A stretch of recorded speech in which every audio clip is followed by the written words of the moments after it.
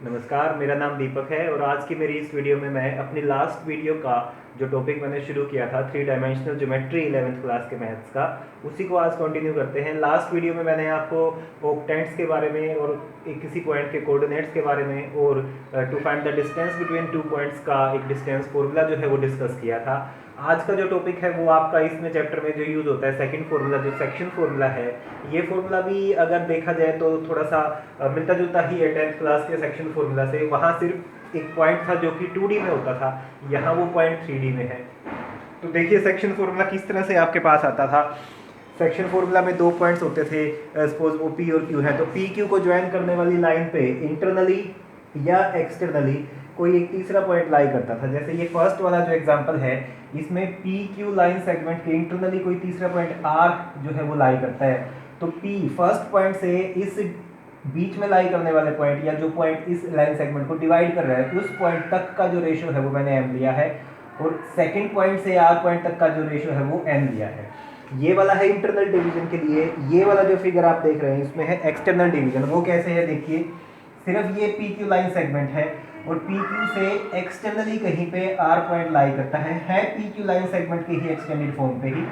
अब जैसे first case में P से R तक का रेशियो M था, यहाँ पे भी मैंने P पॉइंट से लेके और R तक का रेशियो ही M दिया हुआ है, और Q से R तक का रेशियो N था, तो ये Q से R तक का रेशियो N है। तो इस डिवीजन की वजह से जो कोऑर्डिनेट्स आप इस डिवाइड करने वाले पॉइंट R के या जो भी नाम इसका आप रखेंगे उसके कोऑर्डिनेट कैसे निकालते थे। अगर आप x निकाल रहे हैं तो क्रॉस करते हैं रेशियोज को, m रेशियो उधर क्रॉस होएगा, n रेशियो इधर क्रॉस होएगा, और डिवाइड होगा पूरी पी क्यू लाइन सेगमेंट की लेंथ से। तो लेंथ आप देख पा रहे हैं, इतना पार्ट m है, इतना पार्ट n है, तो टोटल लेंथ बनने वाली है m प्लस n। तो मतलब अगर आप x कोऑर्डिनेट निकाल रहे हैं तो m क्रॉस होगा x2 के साथ mx2 plus mx1 divided by m plus n। अगर आप y कोऑर्डिनेट निकाल रहे हैं तो कोरस्पॉन्डिंग चेंजेस आ जाएंगी, x2 x1 के प्लेस पे y2 y1, z निकाल रहे हैं तो z2 z1। ये है internal division when the point lies inside the line segment pq। लेकिन अगर पॉइंट लाई करता है outside the line segment pq तो आप एक्सटर्नल डिवीजन का केस यहाँ पे यूज करते हैं।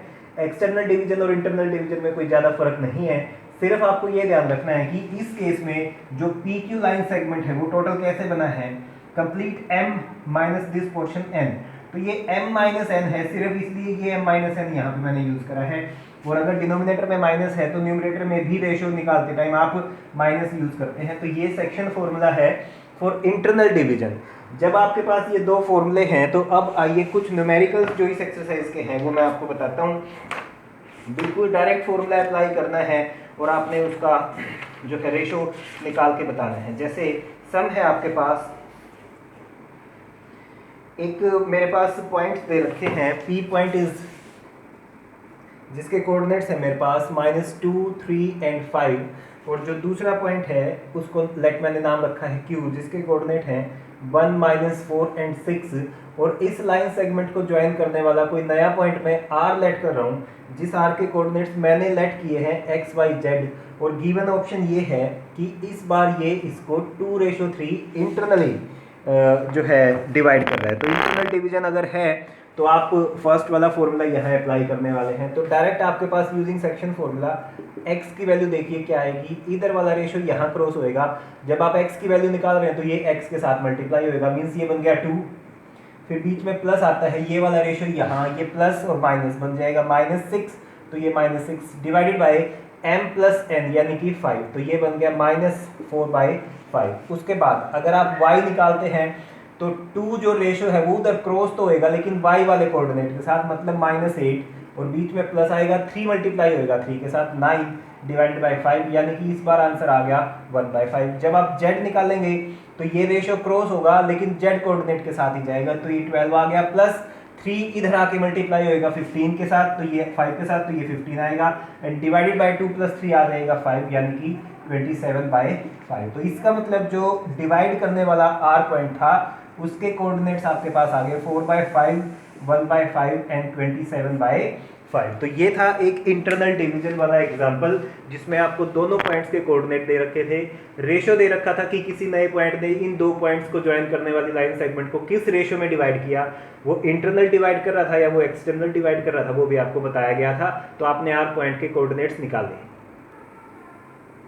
तो नेक्स्ट जो पार्ट है उसमें पी क्यू को जो आर पॉइंट डिवाइड कर रहा था वो इस बार एक्सटर्नल रेशो में इसको डिवाइड कर रहा है, और एक्सटर्नल रेशो दे रखा है externally dividing the line segment into 2:3।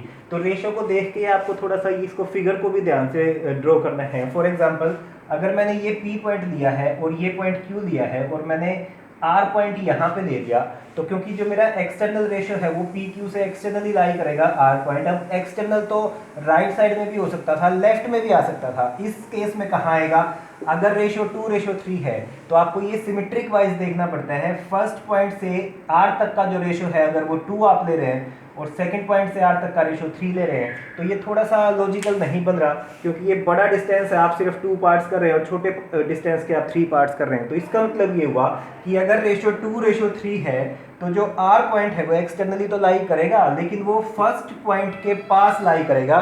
तो इसलिए मैंने जो ये वाला ऐसा फिगर आप नहीं बनाएंगे, फिगर बनेगा ये वाला कि पी क्यू लाइन सेगमेंट थी, पी क्यू लाइन सेगमेंट को आर पॉइंट ने एक्सटर्नली 2:3 में डिवाइड करा। तो क्योंकि फर्स्ट रेशियो ये छोटा है और ये वाला पॉइंट, ये वाला जो पार्ट ये बड़ा है, तो मैंने आर पॉइंट को यहाँ लोकेट किया है। जो पी से लेके आर तक का रेशियो है वो 2 है और क्यू से लेके आर तक का जो रेशियो है वो 3 है आपके पास। इसका मतलब ये वाला जो पॉइंट है ये है आपके पास x1, y1 और z1। ये वाला जो पॉइंट है ये है x2, y2 और z2। और m की वैल्यू क्या है वो आपको ध्यान से देखनी है, 2, और n की वैल्यू क्या है आपके पास 3। तो अब using external section formula x की वैल्यू